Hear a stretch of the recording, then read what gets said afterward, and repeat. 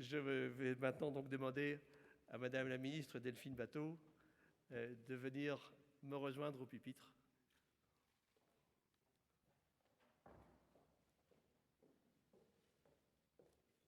À vous la parole.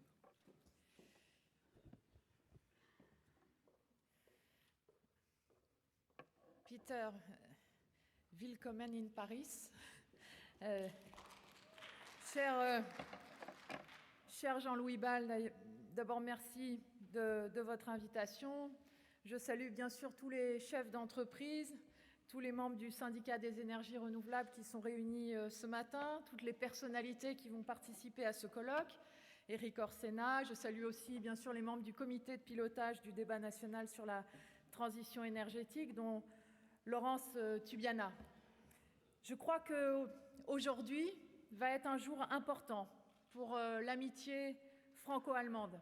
Nous célébrons cette année les 50 ans du traité de l'Élysée et nous avons la conviction, Peter Altmaier et moi-même, mais aussi au travers nous, François Hollande et Angela Merkel et nos deux gouvernements respectifs, que la transition énergétique, le développement des énergies renouvelables est assurément un des domaines dans lesquels la perspective de la coopération franco-allemande est la plus prometteuse. Chacun de nos pays, chaque peuple, de par le monde, est souverain dans ses choix de politique énergétique. Et il y a entre la France et l'Allemagne, bien sûr, notamment sur le nucléaire, des différences historiques, encore aujourd'hui, dans les choix de politique énergétique. Mais le nouveau gouvernement français a souhaité rompre avec une approche conflictuelle de la politique de l'énergie et de ses différences entre la France et l'Allemagne. Et nous avons la conviction que ce qui nous rassemble, que dans ce que l'Allemagne est en train d'entreprendre au travers de Energiewende et ce que la France est en train d'entreprendre pour la transition énergétique, il y a des points communs. Et nous pouvons tout à fait, dans le respect de la souveraineté de chacun de nos peuples, dans le respect de ces différences, affirmer ces points communs et travailler ensemble sur un certain nombre d'enjeux. Il y a dans cette démarche de la transition énergétique pour chacun de nous l'affirmation d'une démarche citoyenne, d'une démarche démocratique, qui est la capacité de chacun de nos peuples de maîtriser l'avenir, de maîtriser notre destin collectif en matière de politique de l'énergie et de se le réapproprier. Et donc c'est dans cette perspective que je suis très heureuse non seulement de participer ce matin à ce colloque du CER, même si vous me pardonnerez, il faudra que je m'absente quelques moments pour aller à la réunion nationale des préfets, précisément leur parler du débat national sur la transition énergétique. Mais c'est très important que Peter Altmaier soit aussi cet après-midi la première personnalité qui sera consulté dans le débat national sur la transition énergétique, puisqu'il sera auditionné par le Conseil national du débat.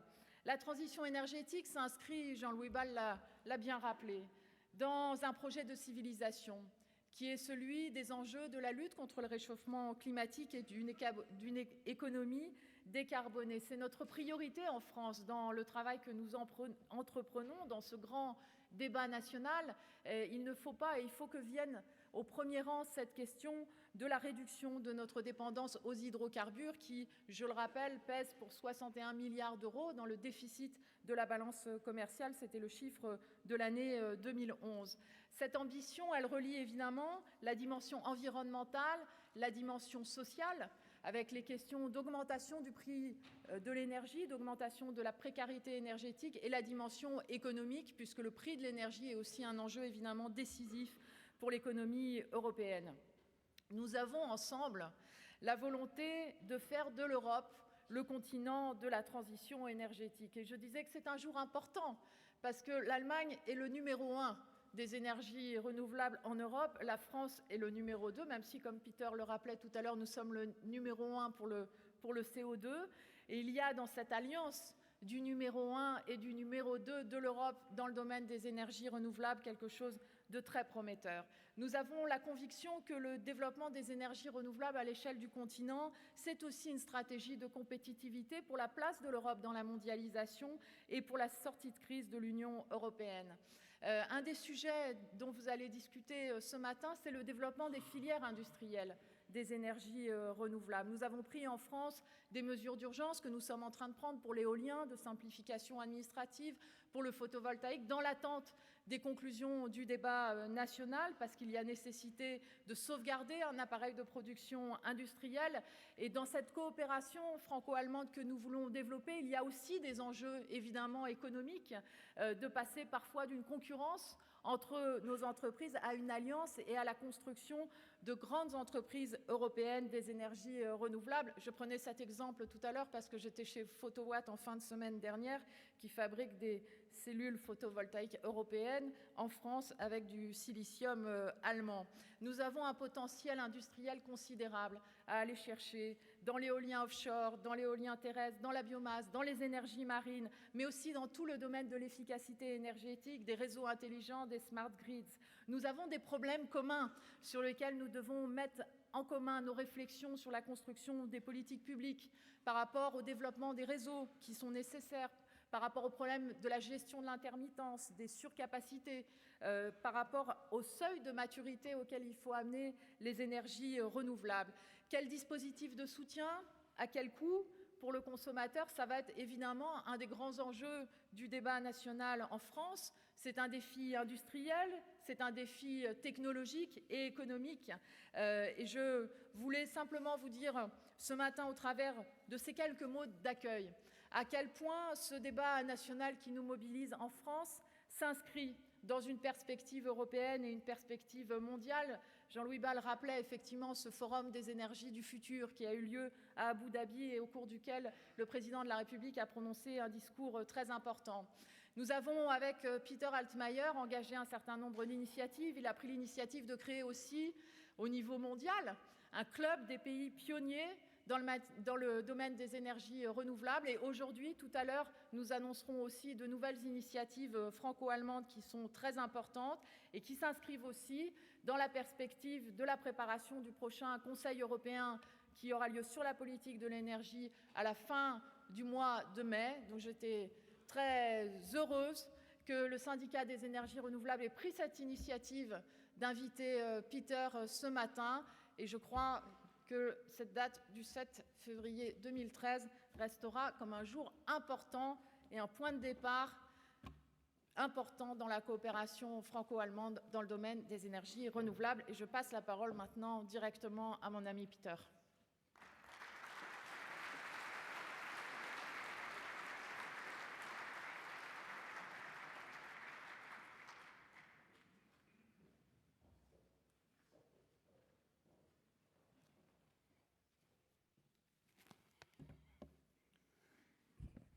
Madame la ministre, chère Delphine Batho, Mesdames et Messieurs les sénateurs et députés, Mesdames et Messieurs les membres du CER, Monsieur le Président, Mesdames et Messieurs, chers amis des énergies renouvelables,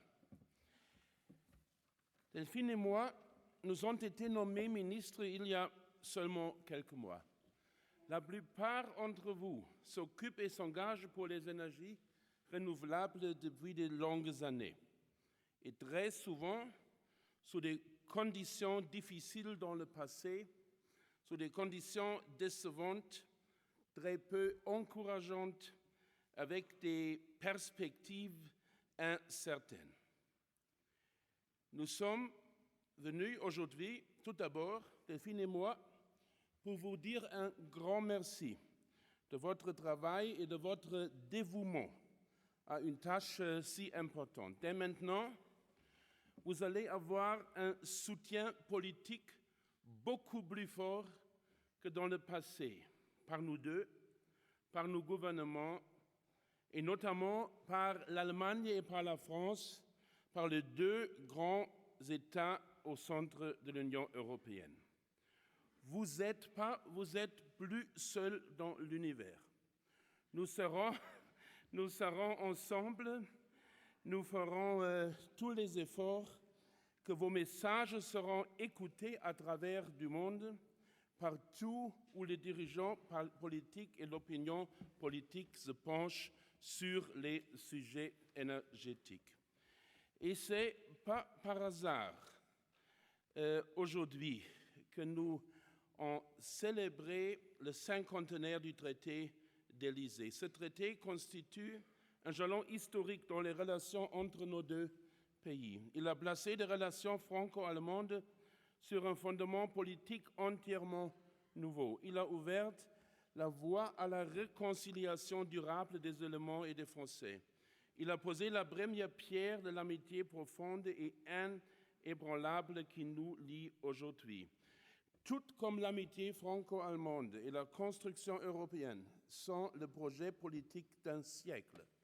La transition énergétique sera le projet économique et écologique du XXIe siècle. Et Monsieur le Président, vous avez mentionné la crise économique dans la plupart de l'Union européenne. Cette crise économique pose des problèmes difficiles à nos citoyens, à nos entreprises et à nos gouvernements. Mais chaque crise économique nous offre également des chances pour des initiatives tout à fait nouvelles, des chances pour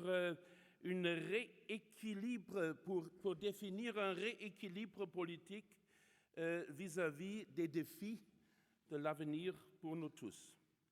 Nous sommes à l'aube d'un changement du paradigme qui fera en sorte que l'économie du XXIe siècle différera fondamentalement de celle des décennies passées. Dans un monde de 8 ou 9 milliards de personnes, une prospérité stable ne sera possible que si nous parvenons à découpler la croissance économique de la consommation des ressources naturelles. Et c'est non seulement un détail, c'est fondamental. Quand vous allez en Chine, quand vous allez dans les pays en Asie, en Afrique, où la croissance économique est élevée, où l'économie se double tous les 10 ans, quand vous parlez aux jeunes dans ces pays, vous allez entendre toujours le même message. Nous voulons participer de la même manière que vous en Europe, aux États-Unis, du bien-être mondial. Nous voulons avoir des logements, des appareils télévision, des ordinateurs, des machines à laver, des machines lave-vaisselle, nous voulons passer nos vacances à l'extérieur, comme vous le faites en Europe, comme vous le faites à l'Ouest. Et nous voulons donc une croissance économique considérable à court terme, à moyen terme, à long terme. On ne peut pas admettre, on ne peut pas imaginer une telle croissance à travers un monde de 8 ou 9 milliards de personnes sans des règles nouvelles économiques qui nous permettent de réconcilier la croissance économique avec la protection du climat et avec la protection de l'environnement. La durabilité est devenue le grand défi de notre génération. L'économie de l'avenir devra se caractériser et se caractérisera par une utilisation des matières premières et des ressources beaucoup plus judicieuse et efficace que celles dont nous avons fait preuve dans le passé. Nous développerons des technologies vertes que nous pouvons à peine nous imaginer aujourd'hui, comme c'était le cas il y a 20 ans avec les téléphones portables. Et moi, j'ai vu en tant que fonctionnaire européen de la Commission de Bruxelles, quand j'ai négocié le traité sur l'espace économique européen en Finlande, j'ai vu en 1991 le premier portable. C'était un portable lourd comme un brick, stupide comme un brick et large comme un brick. Personne, parmi les hommes politiques, parmi les journalistes, parmi les fonctionnaires, pourrait imaginer le potentiel de cette petite machine. Mais il y avait des spécialistes, il y avait des pionniers qui ont eu la vision d'une machine, d'un portable qui pourrait créer une révolution dans le monde entier. Et aujourd'hui, c'est devenu la réalité. Donc, nous devons oser de rêver. Nous devons oser d'avoir des visions sur l'avenir. Et si je peux admettre une chose, j'ai une longue expérience en ce qui concerne la coopération, l'amitié franco-allemande. Ce que j'ai toujours admiré en France, où je trouve les Français ont une avance considérable avant nous, les Allemands, c'est le fait que les Français osent très souvent de rêver, osent de voir les chances dans une perspective beaucoup plus longue. Et si je me souviens, si je me rappelle, les projets de la coopération franco-allemande, comme l'Airbus, qui a été initié par la France, comme l'Ariane, ce sont des projets qui sont devenus si précieux aujourd'hui. Mais à l'époque, il y avait pas mal de gens, il y avait pas mal de critiques qui ont dit « Ah, c'est trop cher, ça coûte très cher, ça ne sera jamais efficace ». Aujourd'hui, nous devons rêver de l'avenir de la transition énergétique. Pour moi, comme pour Delphine, c'est le défi le plus grand pour le monde entier. C'est le défi le plus grand pour la coopération européenne et ça pourrait devenir un des projets les plus prominents, les plus importants de la coopération franco-allemande. Quand on regarde le passé, on a toujours parlé des divergences entre l'Allemagne et la France en ce qui concerne la politique énergétique. On a parlé du nucléaire en France qui continue de jouer un rôle important. On a parlé du nucléaire en Allemagne qui sera écarté du mix énergétique dans une période moyen terme. Mais mesdames et messieurs, ce que nous a partagé dans le passé, nous ne partageons plus. Le nouveau gouvernement français a décidé de réduire le pourcentage du nucléaire de 75 à 50%. Nous, les Allemands, ont décidé de réduire de 25 à 0. C'est une réduction d'une ampleur similaire, même identique. Et pour l'avenir, c'est plus le nucléaire qui nous préoccupe. Pour l'avenir, ça sera la dévolution, la mise en œuvre des énergies renouvelables. Et c'est un vrai défi pour nous tous.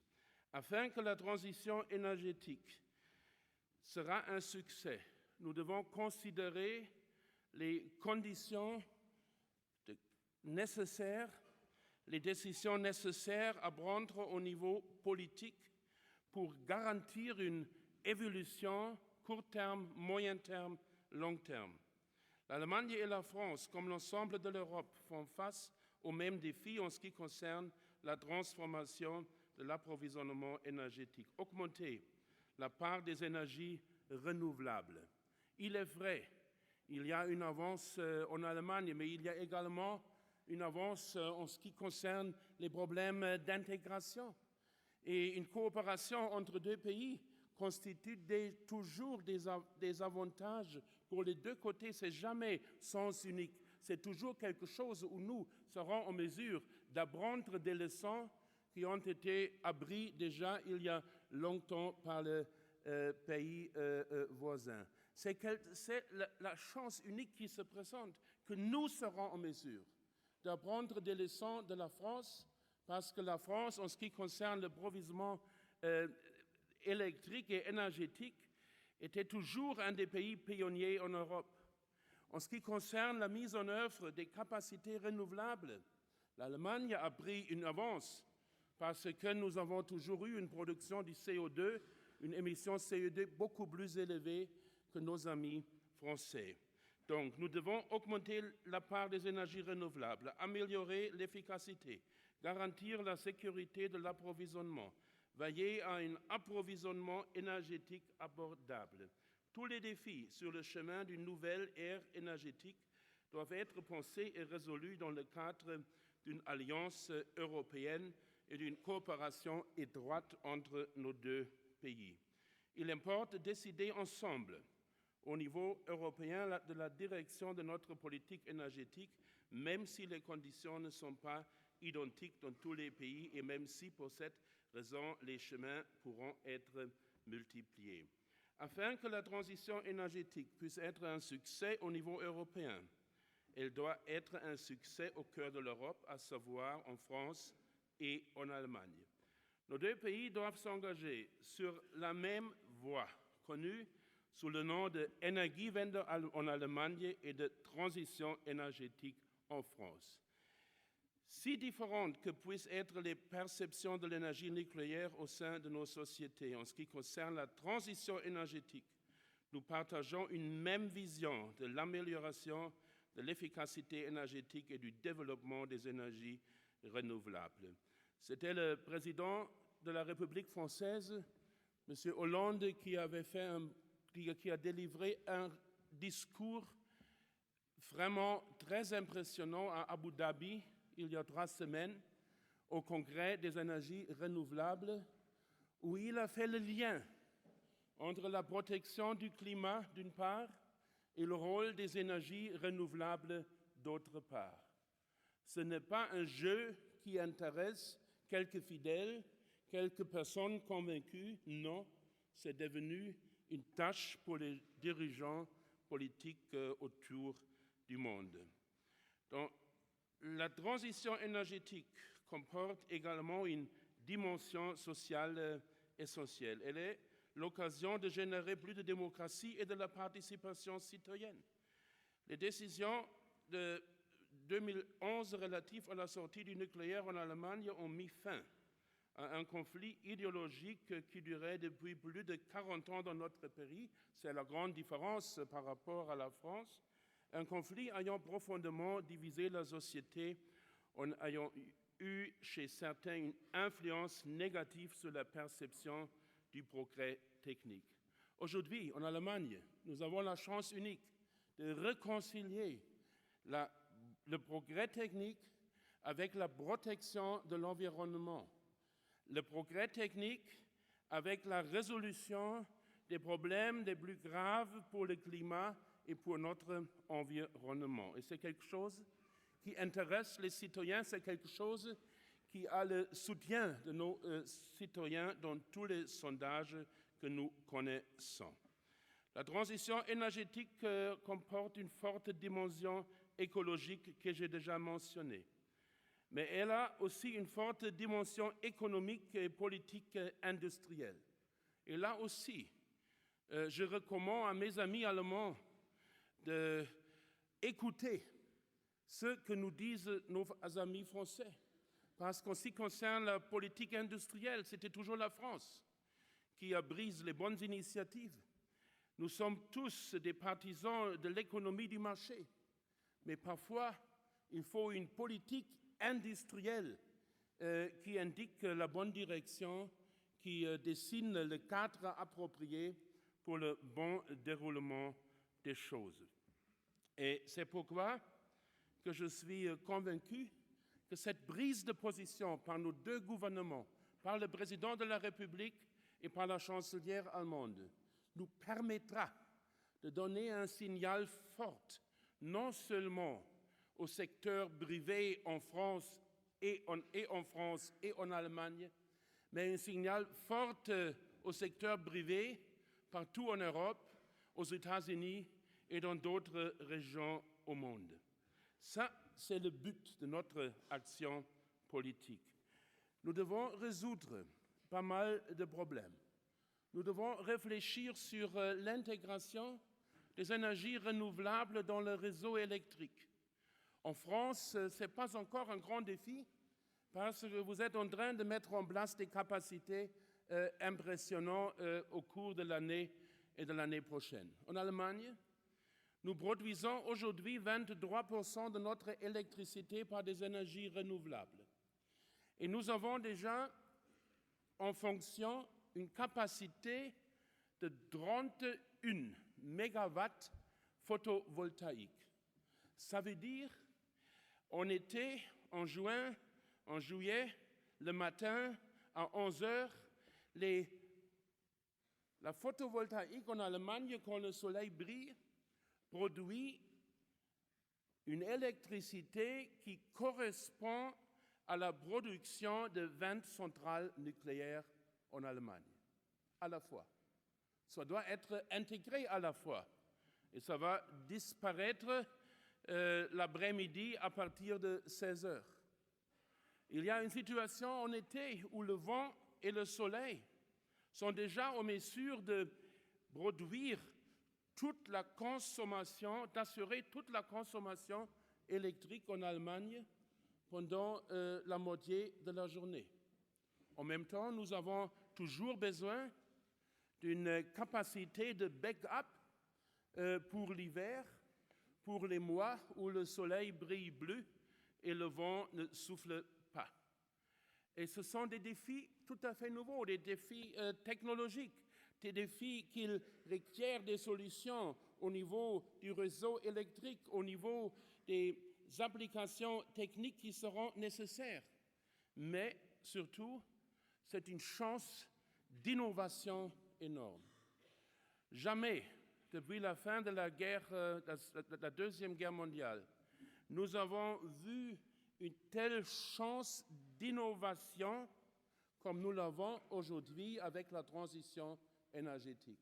C'est une chance d'innovation qui dépasse largement le secteur de la photovoltaïque, le secteur éolien, le secteur hydraulique. Non, c'est un défi qui concerne toute la gamme de production de l'industrie allemande et française, dans tous les secteurs, des produits qui consomment moins d'électricité, des produits qui seront plus efficaces du point de vue de l'électricité, des méthodes de production qui seront adaptées à la production de l'électricité et une consommation électrique qui sera adaptée à la disponibilité de l'électricité dans l'avenir. Et si nous, les Français et les Allemands, serons en mesure de surmonter ces problèmes, et je n'en doute pas du tout, ces solutions seront hautement intéressantes pour les autres pays dans le monde entier, pour nos amis chinois, marocains, même pour le gouvernement en Arabie saoudite, en Afrique du Sud, partout où les dirigeants politiques réfléchissent sur des solutions appropriées pour assurer une croissance durable. C'est donc un défi qui pose des problèmes, qui pose des risques, mais qui pose notamment des chances. Delphine Batho et moi, nous avons décidé de promouvoir la transition énergétique, non seulement au plan national de nos deux pays respectifs, mais nous avons, avec nos dirigeants, le président Hollande et la chancelière Angela Merkel, réalisé la grande importance que pourrait avoir la transition énergétique pour nos deux peuples, pour la coopération franco-allemande. Et si ça marche, si ça réussit par la coopération franco-allemande, ça va réussir partout en Europe et dans le monde entier. Et je vous demande, du fond de mon cœur, de nous soutenir dans notre effort politique par vos activités au plan de la réalisation et de la mise en œuvre des décisions en réalité. C'est un rêve, mais c'est un rêve qui deviendra réalité bientôt. Merci beaucoup de votre attention.